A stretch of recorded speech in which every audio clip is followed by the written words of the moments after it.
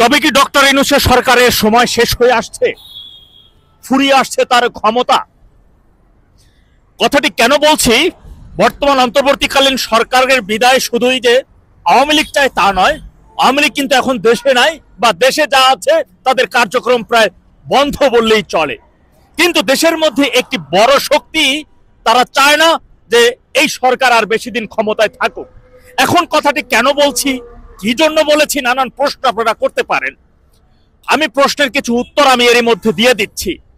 আপনারা দেখেছেন সম্প্রতি সময় এশিয়ান ডেভেলপমেন্ট ব্যাংক বা এবি ব্যাংক বলেন, সেই ব্যাংক সংবাদ সম্মেলনের মাধ্যমে জানিয়ে দিয়েছে খুব শীঘ্রই জিডিপির দাঁড়াবে 3.9%।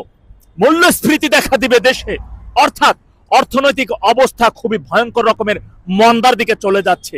ঠিক এই অর্থনৈতিক অবস্থা ভালো দিকে ঘুরিয়ে আনার জন্য সরকার বিদেশিদের মনোযোগ আকর্ষণ করছেন, এবং বিদেশিরা যাতে বাংলাদেশে এসে ব্যবসা করেন, ইনভেস্ট করেন, সেজন্য তাদেরকে নিয়ে আসা হচ্ছে এবং বড় বড় অনুষ্ঠানের মাধ্যমে তাদেরকে জনগণের সামনে পরিচিত করে দিচ্ছে, বা দেশে তাদেরকে এমন ভাবে উপস্থাপন করা হচ্ছে, আপনারা আসুন, এদেশে আপনাদের ব্যবসার জন্য খুব সুন্দর পরিবেশ আছে, আসুন দেখুন, ব্যবসা করুন।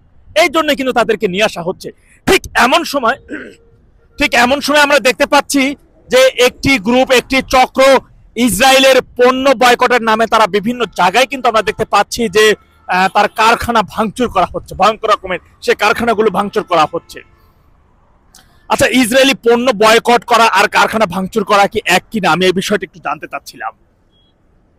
যদি আপনি যখন দেখবেন যে কোথাও আপনার যে কোনো পণ্য আপনি বয়কট করতে পারেন, কিন্তু কারখানা ভাঙচুর এটা কিন্তু কোনোভাবেই কাম্য নয়।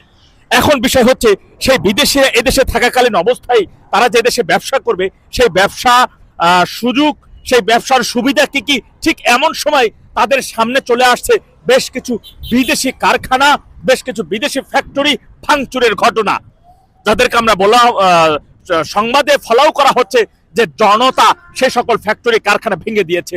তার মধ্যে যদি বলেন বাটা কোম্পানি, বেশ কিছু বাটা কোম্পানির আউটলেট তারা কিন্তু এর মধ্যে লুট করা হয়েছে।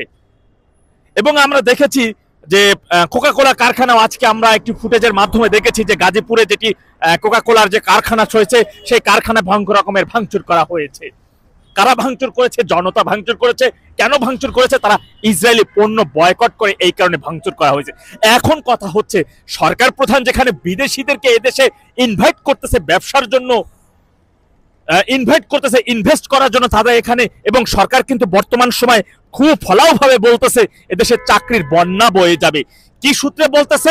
বিদেশিরা এদেশে আসতেছেন, বড় বড় কারখানা করবেন, কাজের সুযোগ বেড়ে যাবে, তারা এদেশে কাজ করবেন, সুতরাং যখন কাজ করবে তখন এদেশের সাধারণ মানুষের কাজের একটি বন্যা বয়ে যাবে। তারা বিভিন্ন ধরনের কোনো বেকার মানুষগুলো তারা চাকরির সুযোগ পাবেন, তারা কাজ করতে পারবেন এবং তাদের কাজের কোনো অভাব হবে না, কাজের বন্যা বয়ে যাবে।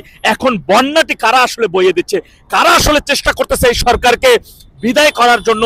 কারা আসলে চাচ্ছে না এই সরকার আর বেশি দিন ক্ষমতায় থাকুক?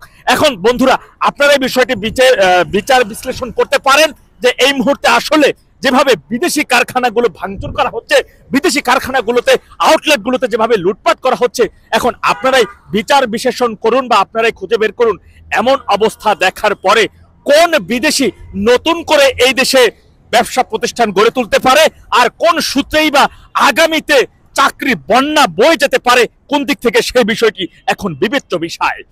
সুতরাং সব মিলিয়ে কিন্তু বলা যেতেই পারে যে দেশের বড় একটি শক্তি, বড় একটি চক্র, বড় একটি গ্রুপ, তারা বিভিন্ন দেশের পণ্য বর্জনের নাম করে বিদেশি কারখানাগুলো ভাঙচুরের মধ্য দিয়েই কিন্তু এই সরকারের বিদায়ের জন্য, এই সরকারের পতনের জন্য এক শ্রেণী প্রকারের আন্দোলন ইতিমধ্যে শুরু করেই দিয়েছে।